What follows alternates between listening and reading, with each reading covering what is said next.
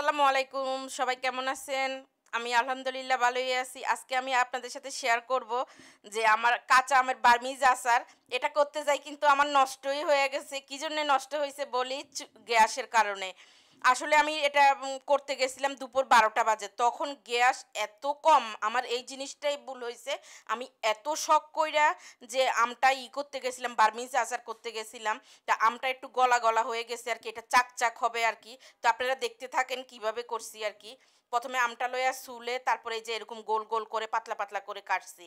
কাটার পরে তারপরে ওই যে ভিতরের যে আটিটা আছে এগুলি তো আম তো এখনো শক্ত হয় নাই। তো আটিটা আমি ফেলে দিছি। ফেলে দেওয়ার পরে তারপর এটাকে আমি চুলায় গরম পানি দিছি কিন্তু। ওই গরম পানির মধ্যে আমটা দিয়ে দিব। আমটা দিয়ে আমটা জাস্ট একটুখানি ১০ সেকেন্ড রাখবো, বেশি রাখবো না। বুঝতে পারছেন? রেখে তারপর আমি আমটাও নামিয়ে ফেলবো। তো এত শখ করে আসলে বানাইতে গেছিলাম, এখন গ্যাসের জন্যে আসলে কি আর বলবো? আসলে সবসময় কি সফলতা দেখাবো?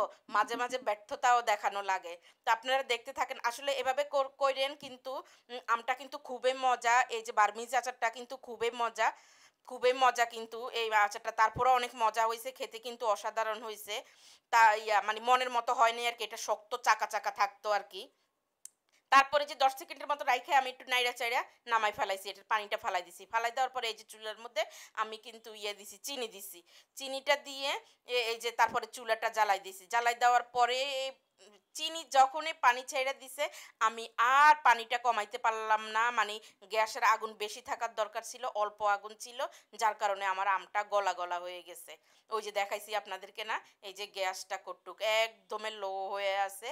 দেন কি করার আছে তারপরও আমি নামাইয়া রাখছি। যখন দেখছি যে বেশি গইলা যাইতেছে, আমি নামাই ফেলছি, নামাই রেখে দিছি।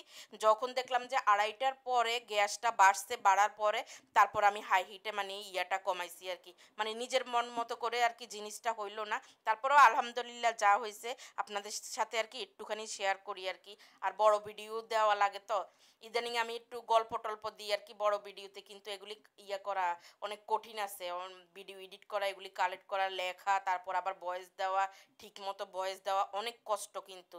আমার ৩ টা ৪ টা ভিডিও মিলিয়ন হইতেছে। এই মিলিয়ন ভিডিওতে আমি না হইলেও $৩00-400 পাইতাম। কিন্তু ওখানে মাত্র $30 জমা হইছে, করার কিছু নাই।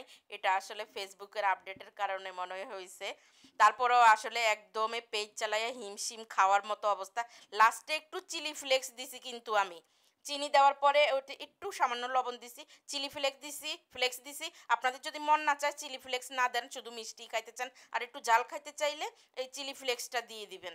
তো আর কি এরকম কইরা এই যে কত কায়দা করি গ্যাসের এই অবস্থা দেইখা আমি ২:৩০টার পরে তারপরে এটাকে আমি এই যে এরকম করতে গেছি। পরে তারপরেও যাক আপনাদের সাথে শেয়ার করলাম আরকি। তো সবাই ভালো থাকবেন, সুস্থ থাকবেন।